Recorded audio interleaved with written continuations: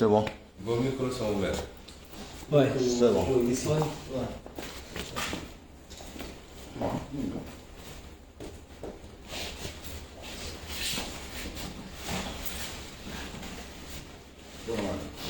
waaw lancé waat na. C'est bon, pare nga ñëpp.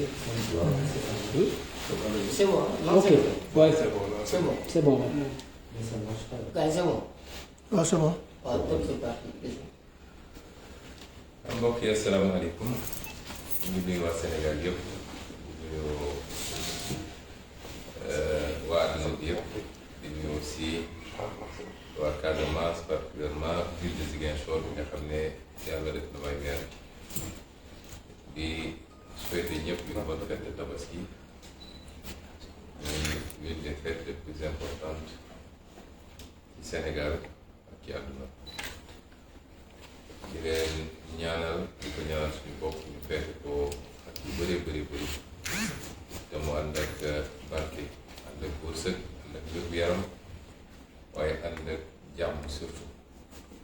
ndax lu waaye am tam jàmm rek je crois que am na ci manqué yu bëri di wax tamit ni fête bi ni mu waroon neexee en tout cas ci ñu neexee ko noonu parce que jamono jii ñu koy feete am na fii ci Casamance diggante Ziguinchor ak Bignona ñaari famille yoo xam ne ñu ngi dund naqar te dara tegu leen ko ñu dul assassinat mooy rey boo xam ne rey bu nit tey la ñu def ko ci seeni doom mooy li xewoon ci manifestation pacifique waaye Macky Sall joxe ndigal pour ñu tiire ci ay nit ñoo xam ne yooyu ñu woon gànnaay yooyu ñu woon dara li ci gën a métti nag mooy gannaaw liñ leen faagagalee ci anam boobu ba jamono ji ñu toll seeni mbokk mënuñoo jot ci seeni néew pour mu leen denc ñuy wax nag Sénégal ni nañu arbitre nañu anticiper ci yenn yi balaa muy jur loo xam ne dina doon musiba ndax tey procureur mi ngi nangu ay néewu jàmbur procureur u Ziguinchor jamono jii ñuy wax moom ma nga dem toog Dakar ak njabootam di tabaski waaye bàyyi ñii ak seen naqar boo jëlee kaaw bi ñoo na bi ba léegi lànk nañu ne duñu delloo néew waaye lànk nañu wax sax nit ñi lan moo rey xale bi li ñuy wax genre de mort boo ñëwee fii si fi joon dañoo def seen rapport te def nañu autopsie ne xale bi di ko rey du bal waaye arme blanche ñu ne leen kon yoon may nañ ñu def ñuy wax contre expertise te contre expertise boobu famille bi am na sañ-sañu jaare ci avocat am tànn ak expert ñu tànn ak expert boo xam ne ci ñi gën a xarañ la ci Sénégal ndax chirurgien la médecin légiste la waaye c'est moom mooy le deuxième expert en balistique au Sénégal procure lànk ne famille bi amul droit tànn expert ne day bind ordre des médecins ñu tànnal ko moom expert mooy li mu dooroon te teg ko ci loo xam ne du dëgg ndax xam na ni xale bi dañ ko dóor bal te force de sécurité ñoo ko dóor bal lii injustice la ba famille yooyu tey xamuñu lan la ñu tabaskee waaye muy benn injustice yu bëree bëri mooy saa su dara amee rek fii Casamance rawatina Macky Sall dina yónni ay itam ne leen dóor leen ay fetal ñu rey ay nit diggante mars 2021 ak tey 2022 juróom ñaari xale rey nañ leen ci manifestation yoo xam ne yoruñu gànnaay yoruñu dara loolu moo tax ma feddal li ma waxoon mooy Macky Sall dafa am problème Casamance ndax président de la République warul doxalee noonu benn parti ci réew te lii amul feneen fu muy am ci Sénégal waaye mu gën a garawati tey ku ñu jàpp ci manifestation Dakar li ñuy njëkk a laaj mooy ndax Casamance keroog dem nañu ci procès bi ñuy déglu nit ñi kenn ci xale yi ñëw na taxaw ci kanamu juge bi ak kanamu procureur Dakar ne ko biñ ma jàppee dañ ma laaj ma tudd laaj ma sama carte d'identité ma santu Casamance ci dugal ma ci fourgon ne ma yéen ñëpp ay rebelle ngeen loolu suñu force de l'ordre est-ce que loolu moo war a doon seen taxawaay te loolu mosul am fii ci Sénégal bi nekk Sénégal bu léegi yu mel nii nag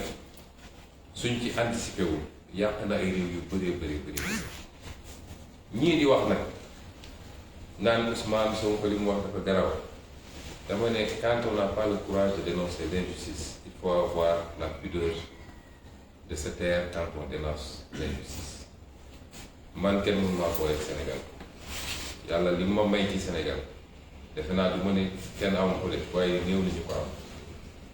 ñiy wax ñëpp bu ñu àndoon Bawol maa leen ëpp mbokk Bawol bu ñu àndoon Siin maa leen ëpp mbokk Siin bu ñu demoon Saalum noonu bu ñu demoon Gànjool maa leen fa ëpp mbokk bu ñu demoon Waalo maa leen fa ëpp mbokk parce que yàllaa ma may loolu ci ñi mu boole ci samay parents ba ma bokk fépp kon man mënuma am xalaat luy xaajale Sénégal waaye bu ma amee sañ-sañu taxaw fii Casamance wax li ma wax te doo dégg benn voix autorisée bu Casamance bu ne d'accord ma ak Ousmane Sonko c'est parce que dafa doon sentiment bu profond fi bu nit ñi di dund stigmatisation bi te lépp ci nguuru Macky Sall moo tax Sénégal yépp laay woo muy kuy Fuutaanke kuy Saalum kuy Bawol kuy Siin ak foo bokk na njëkk jóg taxaw jàpp loxo Macky Sall ci lii mu commencé te instrumentalisation politique moo ko ci tax a jóg ndax dafa njëkk a commencé ci nedd ku bandum bëgg a gëmloo Fuutaanke yi ni ñoom dañu war a ànd ak moom ci kaw waaso et non pas ci kaw programme mu jógee nord nag daal di cibler le sud li may wax nii ku ñëw Casamance wëral fii lépp nga def sa sondage di nga xam ndax def du doon sentiment global baat boo dégg mu jib wax sa banda mooy ñi ànd ak Macky Sall te poñetu àdduna poste yi ñu leen jox moo tax ñooñu nag li ma leen wax mooy nañu lekk li ñuy lekk te noppi ndax doo dégg mukk ñu ne yu mel noonu am na Casamance ñu ñëw taxaw ci kanam wetu population yi masawu leen wala ñu dem Macky Sall mi ñu àndal ñu wax ak moom ne ko bàyyil doomu Casamance yi ngay rey loolu nag dafa war a jeex ñun Casamance ay mbokk la ñun ñëpp loolu la ñu xam suñu wax Casamance buñ ko ramalee ci benn ethnie waaye dañ koy ñaanal fii am na quartier bu tudd Alwaar samay maam alpulaar yi ñoo ko fi sànc boo fa demee ñoo ko ëpp soo demee ay quartier wala quartier yëpp sax boobu nu mu tasaaroo di nga fekk Mankaan di nga fekk Manjaak di nga fekk olof di nga fekk séeréer di nga fekk keneen ak keneen loolu fii rek la am ñun amuñu problème yooyu waaye nag dañu jàpp ni am na loo xam ne bu ñu ko seetaanee ba mu egg fenn du baax ñun mënuñu nekk régionaliste parce que ku am yaayu Bawol am maam Fuuta am ay nijaay fépp ci Sénégal mënoo am loolu te suñu yéene mooy diriger Sénégal man diriger Casamance tax maa jóg diriger Fuuta tax maa jóg diriger Dakar tax maa jóg président de la République du Sénégal laa ñaan yàlla mu def ma ko bu ko defee li ñu am ci xalaat ak yéene ci Sénégal ak ci Afrique ñu def ko ba ñëpp gis coppite bi loolu moo ñu tax a jóg kon tey feetu joie la tey bésu joie la bésu mbégte la bésu bànneex la waaye am na tey ay sénégalais yoo xam ne amuñu bànneex boobu te lu leen ko xañ mooy li ñu faat seeni doom ba pare nangu seeni néew ne duñ leen ko delloo loolu bu ko dénoncé wul rek ngeen jégal mu ci kàddu gi doon ci dëkk ñi wax tamit waa Ziguinchor ñi nga xam ne ñooñu wóolu ba dégg ñu mairie bi ñu leen di dellu gërëm ci confiance boobu am na liggéey bu ñu sumb waa Ziguinchor yëpp a koy gis juróomi weer rek la ñu defagum ci mandat bi te fu ñu jëm bu soobee yàlla Ziguinchor dina soppi ndax li ñu suñu gis-gis leer na suñu programme xam nañ ko ñoo ngi teg jéego yi nga xam ne moo ñu war a yóbbu fi ñu bëgg a jëm ñépp ñu gis li xew ci dëkk bi te lépp nag ci engagement wu Ziguinchor waaye ñun loolu la ñu gëm li ñu gëm mooy ni ñu ko gëmee fii lañ ko gëmee ci Sénégal tàllal loxo di yelwaan suba ngoon loolu defar réew li defar réew mooy waa réew mi takk seen digg gëm seen bopp nangu làmb seen poos ci li ñu bokk ñu xool ni ñu koy dajalee ba defar seen réew loolu la ñu commencé expérimenter fii ci Ziguinchor bu ngeen seetee li jëm ci nettoyage dëkk bi ak curage caniveau yi naam wax nañu ay entreprise ñu abal ñu ay matériel waaye volontaire dëkk bi ma leen delloo njukkal ay xale yoo xam ne woo nañ leen luy si ba léegi nii amul kenn kuñ ci jox 10 000 francs ñoo tàkk seen tubéy wag seen yére dem dugg ci caniveau yi dugg ci marché yi defar dëkk bi ba tey jii ñëpp xam nañ li muy taw si coor bëri na waaye ñu ngi sant yàlla bi mu commencé taw ba léegi kenn déggul ni inondation amagul ñu ñaan yàlla mu continuer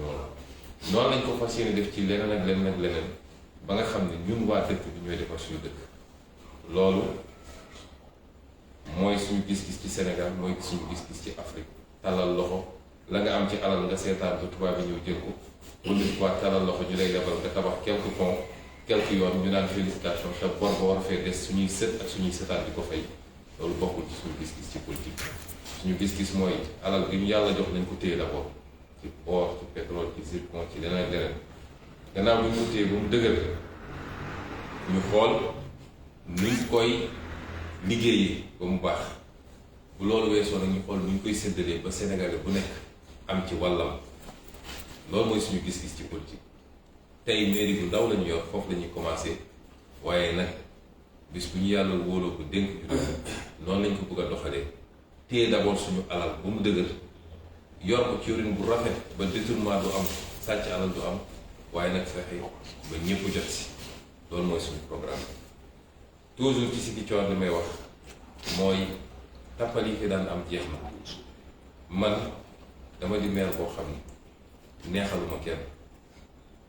population yi ñoo ma fal pour ma defar dëkk bi ci loolu laay liggéey nañ ma ko sante it dafa am ay règles yoo xam ne dañ ko tëral règles yooyu du ma ci mus a wàcc du ma ci mus a wàcc ku yaakaar ni yiñ doon def di def ay fausse facture dem commander ay ceeb rocc fekk xaalis bi ngay jëlaat ci suuf di ko distribuer wala def ay montage pour génne xaalis di ko distribuer nit ñi loolu du am ci man moo tax ñi yaakaar ni mun nañ def chantage su ñun yóbboo ñu dem tëddi nelaw ñi nga xam ne ay politiciens ñoo ne seen gannaaw di leen monter ñu foog ni mën nañu def pression man du ma politicien bu ñuy def pression wala bu ñuy def chantage coow bi am ci dëkkuwaayu étudiants yi biñ ñëwee fii dañoo fekk loolu ñu ne dañ ko wéyal parce que rafet na bi ñu ci étudiants yi interpellé dalal naa leen ñu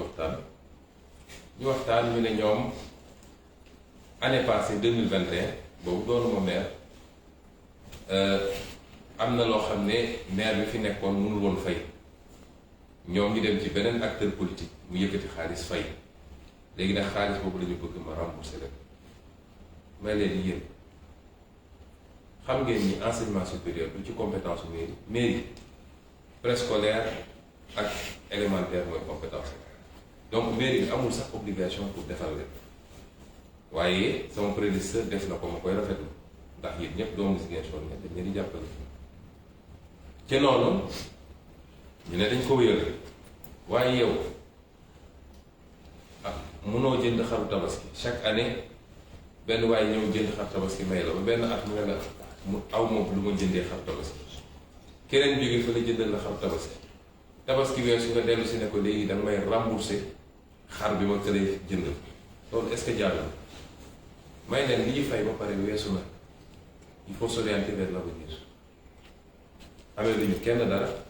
bailleur bi bu ñu interpellé dinañ ko fay tout de suite ci sa semestre bi nga xam ne moo dugg parce que par 6 mois lañ koy fay kon loolu lan moo ci war a andi coow néew ñu leen duñ leen fayal loyer bi nañ ko fay man du ma def trésor ay faux mandat pour génne xaalis liquide di ko jox ay étudiants loolu du musa am mandat la ñuy def sur la base d'une facture d'un bailleur ñu fay bailleur bi man noonu laay fonctionner te facture boobu moo ko fi andi moo tax chantage boobu ci doon essayé def pour ñu yëkkati 5 millions jox leen ma fekk waxaat ko fii léegi moom mos a yëkkati 5 millions en espèce di ko jox ay étudiants ñu dem di ko séddu bi ñu ne ñoom dañoo bëgg a defar ay lits superposés dama leen ne andi leen débit bi mairie bi xool nu mu leen di jàppale ngeen def lits superposés waaye xaalis lu mu ko génne di leen ko def waaye nag comme mu ngi bëgg a andi coow décision bi ñu jël mooy bind naa le bailleur ba pare jaare naa ko par huissier le 2 novembre le contrat bi di jeex bu soobee yàlla le 2 novembre dañuy résilier contrat bi parce que amuñu benn obligation pour donner un numéro à des étudiants dinañ seet nag les étudiants les plus nécessités ñi nga xam ne ñu ngi ci ay jafe-jafe dinañ leen jox dans le cadre des aides sociales des bourses yu leen di jàppale foofu ñu nekk ci Dakar yeneen étudiants yi nga xam ne jëloon nañ leen logement muy Bambey ak Saint-Louis dinañu continuer fay les logements ni ñu ko doon fay loolu parenthèse bu ndaw rek la woon ndax samay collaborateurs gaaral nañ ko ba pare waaye dama bëggoon rek wax nit ñi ni ma koy defee fii laa koy defee bis bu ñu yàlla dénkee réew mi man du ma ko ñuy def chantage du ma ko ñuy menacer daw ma ci gannaawu électeur ba tax may def dul yoon tant que je serai maire de Ziguinchor les procédures seront strictement respectées fi may daanelee nag mooy lancer un appel aux Sénégalais de tous bords parce que le Sénégal est en danger il faut que nit ñi xam ko le Sénégal est en danger te li andi danger bi mooy li ñu amoon ci base équilibre social depuis 12 ans depuis 10 ans maintenant c'est compromis parce que mosuñoo gis ci Sénégal ñu instrumentaliser comme ça discours boo xam day dem ci diine wala dem ci xeet wala dem ci région te loolu mu ngi xewee ci Macky Sall le Sénégal est en danger parce que am nañ fi président boo xam ne constitution may ko mu def ñetti mandat waaye ñépp xam nañ léegi ni dafa bëgg a def ñetteelu candidature yéen ñépp gis ngeen démb document bi ñépp publié mu tasaaroo ci àdduna bi yépp mooy dem na jël benn cabinet américain di ko fay xaalis bu dul jeex ci suñu xaalisu réew ay milliards la koy fay pour kooku wër àdduna bi dem wax ak président yi dem wax ak milieu d'affaires yi ci àdduna bi pour convaincre ñooñu ni moom Macky Sall war naa def ñetteelu mandat parce que candidat bu baax la waaye convaincre ñooñu ni Ousmane Sonko ak keneen ak keneen ci opposant dañoo bañ occidentaux yi dañoo bañ intérêt étranger yi ay terroristes lañu ay lii lañu ay lël lañu kon moom yéeneen yi amatul lam-laame nii dafa bëgg a forcer pour am ñetteelu mandat li Sénégalais yi bañoon Abdoulaye Wade ba ay bakkan rot ci te ñépp xam ni buñ ci tollee ba mu def ko mën na jël fitna bu rëy ci réew mi dana ko jël sax moo tax appel bi may lancer Sénégalais yi mooy loolu mun nañ ci musal suñu bopp Sénégalais yi lay waxal loolu mën nañ ci musal suñu bopp naka lañ ciy musalee suñu bopp mooy tey jii la campagne électorale commencé bu soobee yàlla le 31 la ñuy voté bu Sénégalais yi voté massivement pour opposition bi rawatina nag liste bi ma bokk man muy Yewwi Askan Wi def intercoalition ak Wallu bu ñu voté massivement pour ñooñu ni ko waa France defee ba Macron tey amul majorité bu ñu ko defee ba Macky Sall ñàkk assemblée nationale coowal ñetteelu mandat jeex na Sénégal ma bamtu ko parce que c'est très important mun nañu musal suñu bopp ay fitna ay jéey yoo xam ne xeex dina am bakkan dina rot ay nit nañ ci gaañ mun nañ ko musal suñu bopp te loolu soxlawul ñu xaar ba 2023 soxlawul ñu xaar ba 2024 mën nañ ko am ci 2022 bi mu ngi jaar ci la mi ngi jaar ci yow Sénégalais bi su dee bëggoo Macky Sall yee fitna ci réew mi ci ñetteelu mandat am nga possibilité ci le 31 juillet bii ñu dëgmal nga xam ne ci la ñuy dem voté ji élection législative pour xam kan mooy téye assemblée nationale am nga possibilité boobu mooy su ngeen voté lee Yewwi Askan Wi ci coalition bu mu def ak Wallu ba jox ñu majorité absolue assemblée nationale coow loolu dina jeex ndax Macky Sall dootu fi tudd ñetteel mandat at bi koy desee ak ñeenti weer yi koy dese ci réew mi dina xool lu muy jubale rafetal taxawaayam daal di dem nañ ak ci jàmm ak salaam te coow bu jib ñi leen di wax nañ ni opposition bu jëlee majorité ci assemblée nationale réew mi day taxaw wax ñu leen lu am de opposition bu responsable bu jël assemblée majorité loolu may réew loolu may réew ki nga xam ne moom la ñu jiital ci boppu réew mu xam ni amul sañ-sañ boo xam ne lu ko neex def ci réew mi amatul sañ-sañ ku ko neex mu dóor ku ko neex mu tëj ku ko neex mu jox ko ay milliards ci xalal réew mi lu ko neex mu signé loolu amatul sañ-sañ bi loolu mooy andi équilibre ci réew mi bu dee nag gannaaw dàq fitna bi mu tudd bu dee yéen Sénégalais bëgg ngeen am lu leer nañ ci réew mi ni ñu ko yoree woon ci jamono jooju yëpp te lu ñu mën a taxawal ci ay commission d'enquête parlementaire suñu pétrole suñu gaz bi suñu zircon bi suñu géej gi ñu jaay suñu suuf si ñuy joxe su dee bëgg ngeen loolu lépp leer jox leen opposition bi majorité absolue ànd ak li muy yombal Macky Sall dootul ñeme yëkkati kàddu bi mu waxee lu jëm ci troisième mandat ci Sénégal kon élection bi ñu dëgmal moo ëpp solo sax élection 2024 ndax moo mën a musal Sénégal ba faw ngeen war a xam rek ni àdduna yépp mu ngi jël bëtam teg ko ci Sénégal àdduna yépp ñii parce que seeni intérêt yu rëy rëy la yoo xam ne Macky Sall signé na leen ay contrat yoo xam ne yu bon a bon ci Sénégal la waaye lu baax a baax ci ñoom ña ca des parce que am nañu njàqare ci démocratie ak stabilité Sénégal parce que Sénégal dafa mos a nekk réew mu stable malgré problème yi ñu ci am kon yow citoyen Sénégal bi bul rater rendez-vous bi nañu farlu suivre campagne bi ba su 31 ba ñépp génn taux de participation bi doon taux de participation exceptionnel ñu voté massivement pour l'opposition loolu mooy jàmmu Sénégal loolu mooy indi stabilité définitivement ci réew mi lii lañu bëggoon waxtaane ak yéen mbokk yi ci réew mi waaye ci fii si Ziguinchor ak ci wax joo xam ne saa su taxawee rek dañuy bëgg a fexe ba créer benn dossier bu bees ci Ousmane Sonko may wax nag ni man kenn mënu maa booleeg Sénégal man ak Sénégal mooy jën ak géej gi man fu ma dem ci Sénégal sama kër la fu ma dem Sénégal sama région la ethnie boo jël Sénégal sama ethnie la loolu yàllaa ma ko may kenn mënu maa booleeg Sénégal waaye nag ni ñu bëgg a fexee ba téye làmmiñu nit ñi ba kenn du ñeme wax ci problème yi am rawatina fii ci sudu Sénégal bi loolu jeex na ci Sénégal saa su dara amee rek ñu war cee wax dinañ ci wax te dinañ ko wax ni ñu ko war a waxee ñuy woo Sénégalais yépp nag ñu gën a dëgër gën a jàppante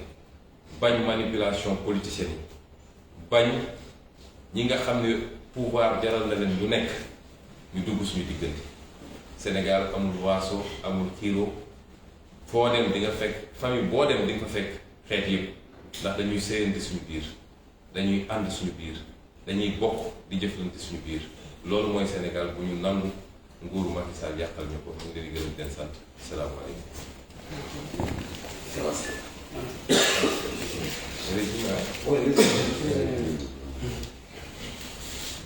Chers compatriotes sénégalais,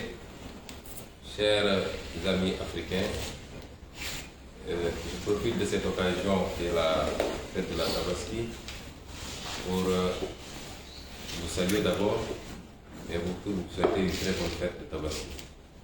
Certes, la Tabaski est une fête musulmane, mais elle transcende la communauté musulmane. Et au Sénégal, elle se fête de la même manière que Pâques, Noël et toutes les autres fêtes. La Tabaski et la Korité sont fêtées par tous les Sénégalais, quelle que soit leur obédience. Donc à tous les Sénégalais, musulmans comme chrétiens, à tous les Africains, je souhaite une très bonne fête de Tabaski. C'est une fête, et comme son nom l'indique, ça devait renvoyer à la joie, à la félicité, à la symbiose nationale. Mais malheureusement aujourd'hui, et singulièrement ici en Casamance, il se trouve des familles qui ne peuvent pas fêter comme toutes les autres familles, pour la simple raison qu'elles sont encore dans un deuil non consommé. Il se trouve des familles dont les enfants, les fils ont été lâchement assassinés lors de manifestations pacifiques. Des jeunes qui manifestaient sans armes, sans même des pierres, et bien après la manifestation d'ailleurs, ont été lâchement assassinés par les forces de défense et de sécurité commandées par le président Macky Sall lui-même. Il se trouve que ça devient assez répétitif en Casamance. De mars 2021 à aujourd'hui, 7 jeunes ont été assassinés parce que simplement ils manifestaient ici en Casamance. D'autres ont été torturés, malmenés. Il y en a un d'ailleurs qui vient de sortir de l'hôpital, il a été gravement torturé. Cela est inadmissible, il faut y mettre un terme. Mais au-delà, ce qui se passe, c'est cette stigmatisation des Casamancés. Et quand je parle de Casamancés, ça va au-delà d'une ethnie. C'est seuls les ignares qui ne connaissent pas la Casamance qui pensent que la Casamance rime avec une ethnie. Vous avez toutes les ethnies condensées ici en Casamance. Vous avez des quartiers entiers qui portent, qui ont été fondés par des ethnies qui sont venues du nord du pays, du centre du pays pour venir s'installer. La Casamance est la région la plus cosmopolite, particulièrement la région de Ziguinchor et la ville de Ziguinchor. Et cette stigmatisation des Casamancés se manifeste par un ciblage lors des arrestations dans les manifestations. Je ne parle même pas de la Casamance, mais à Dakar et ailleurs, où des forces de défense et de sécurité se permettent de traiter les ressortissants de la Casamance arrêtés dans des manifestations systématiquement de rebelles et de les malmener. Personne ne nous empêche de dénoncer ces pratiques. À tous ces moralisateurs qui profitent de ma sortie pour rier sur les médias et décréter des propos d'une extrême gravité, je leur dis vos leçons, vous pouvez vous les garder. Je n'ai pas besoin de vos leçons si vous n'avez pas le courage de dénoncer ces dérives extrêmement graves et qui ont pris de créer un malaise général ici en Casamance. Ayez au moins la pudeur de vous taire. Je n'ai pas de leçon à recevoir de vous. Nous dénoncerons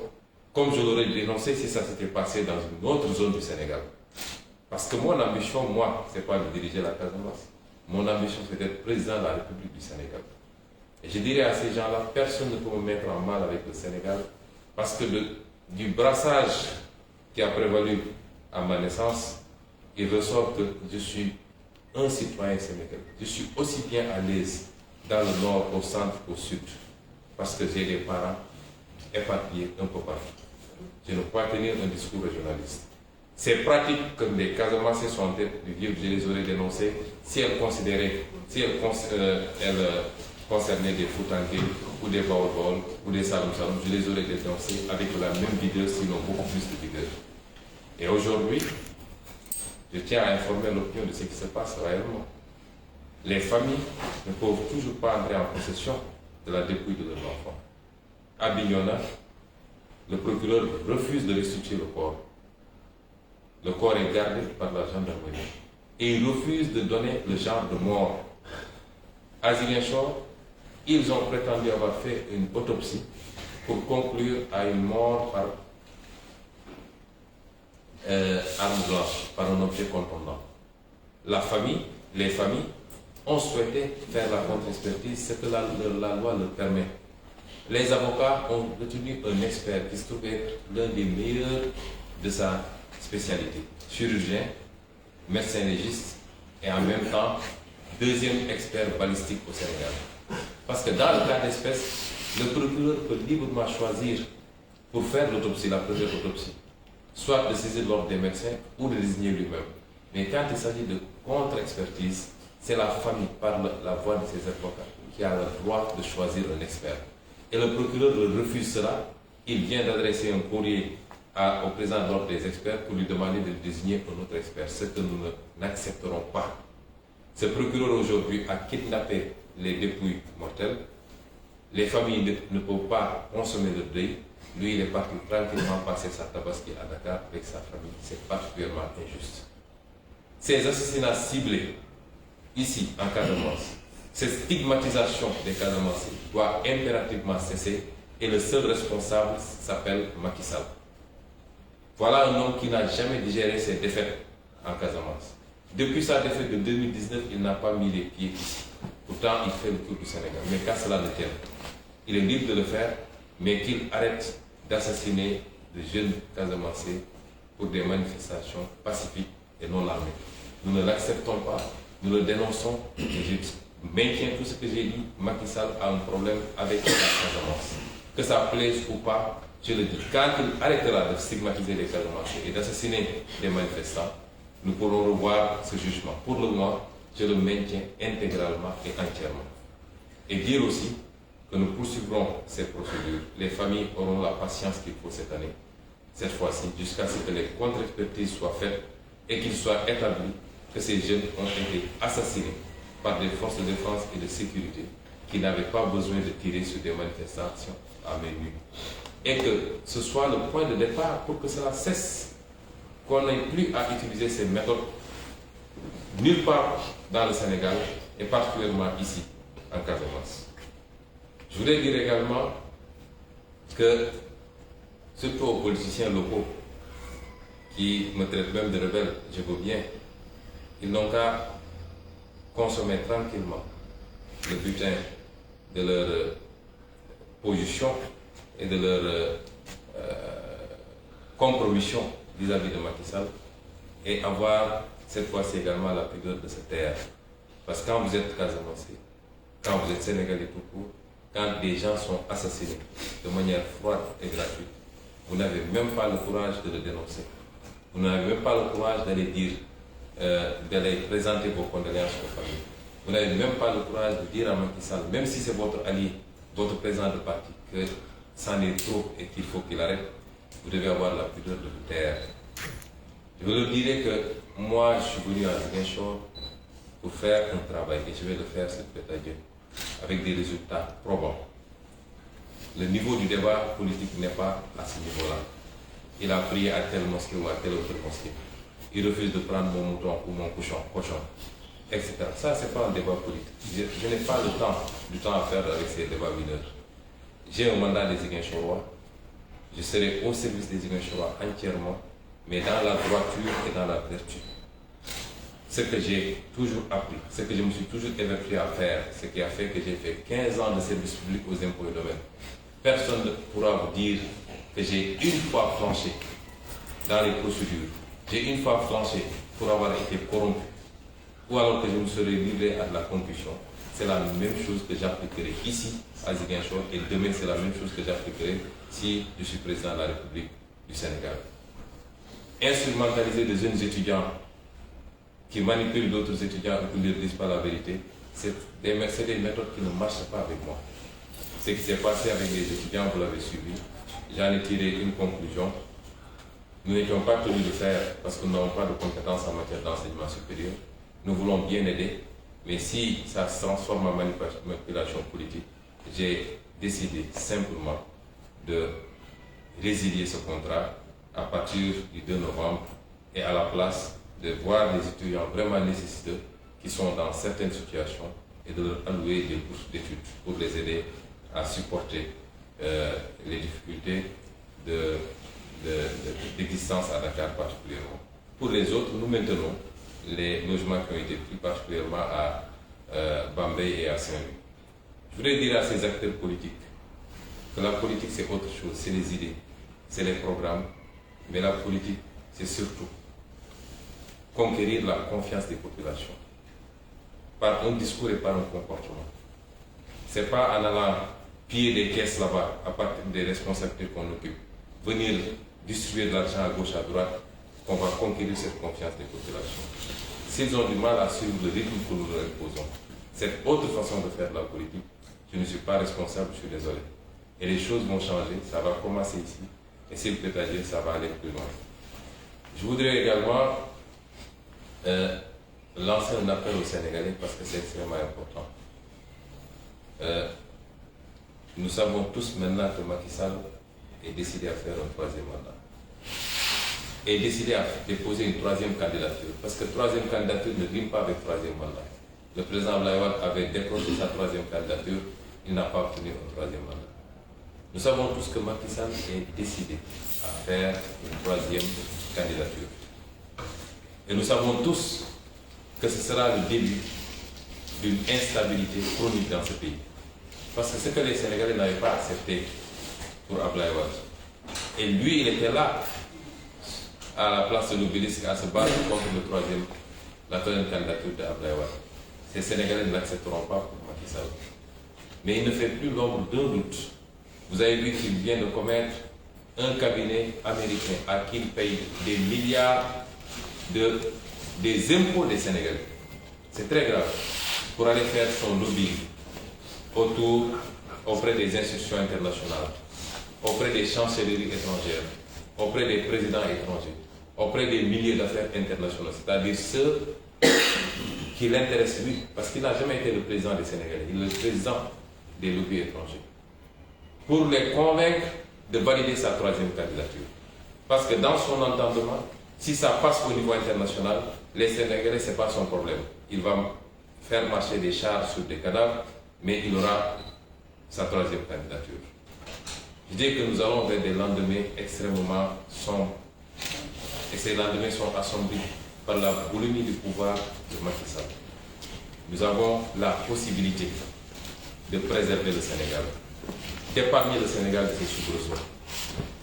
Chers compatriotes, nous avons une chance unique d'écarter définitivement toute possibilité d'évocation d'un troisième mandat. Ça passe par quoi? Ça passe par un vote massif le 31 juillet. Un vote massif en faveur de la coalition Yewwi Askan Wi et de l'intercoalition Yewwi Askan Wi Wallu. Parce que si Macky Sall perd l'Assemblée nationale, le débat du troisième mandat est derrière nous. Je veux que les Sénégalais en soient conscients et convaincus.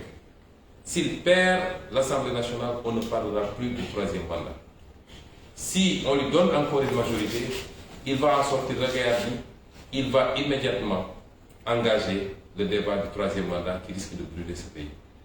Est-ce que nous souhaitons cela? Absolument non. Et à ceux qui vous disent que si l'opposition est majoritaire, le pays sera bloqué.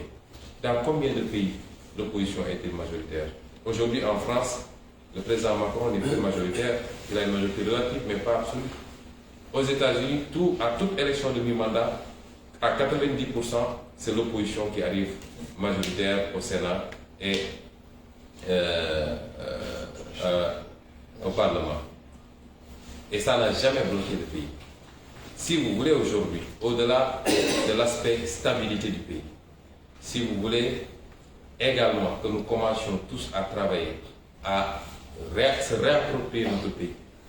à avoir toute la lumière qu'il faut sur la manière dont ce pays a été géré, particulièrement dans la gestion de nos ressources naturelles. Par rapport à la corruption, vous entendez des proches du président qui gardent des milliards dans le chambre, alors que le Sénégalais, le petit gourgour, ne peut pas se payer un mouton. Par rapport à la gestion de tous les secteurs socio-économiques de ce pays, il faut confier l'Assemblée nationale à la majorité. Ce sera confier l'Assemblée nationale à l'opposition. Donner la majorité à l'opposition. Ce sera une opposition responsable qui ne bloquera pas le pays, mais qui encadrera les pouvoirs du président Macky Sall. Parce que comme dit l'adage, pour que la démocratie marche, il faut que le pouvoir puisse limiter le pouvoir. Or, vous avez vu que la justice, et une bonne partie de la justice, est phagocytée par le pouvoir exécutif. Vous avez vu que l'Assemblée nationale n'a été l'ombre que d'elle-même pendant ces 5 dernières années. Si vous voulez avoir un contre-pouvoir, il faut aujourd'hui faire confiance et voter massivement à l'opposition, qui, pour les 15 ou 16 mois qui resteront pour les mandats, le second mandat et dernier mandat de Macky Sall, cette opposition-là se chargera d'encadrer de manière très responsable l'exécution du pouvoir et des décisions exécutives. C'est cela que je voulais délivrer comme message. Nous vous remercions encore une fois. Nous vous souhaitons une bonne fête et nous vous demandons, quelle que soit votre république, quelle que soit votre région, quelle que soit votre appartenance, nous vous demandons de dire non à cette volonté clairement exprimée par Macky Sall de compromettre l'un des rares acquis extrêmement solides du Sénégal, c'est-à-dire notre cohésion sociale. Disons non qu'on soit du nord, du centre, du sud, qu'on vive au Sénégal ou à l'étranger, levons-nous comme un seul homme et disons stop à cette instrumentalisation des régions ou des ethnies pour faire de la politique. Je vous remercie et vous souhaite une bonne fête. Merci.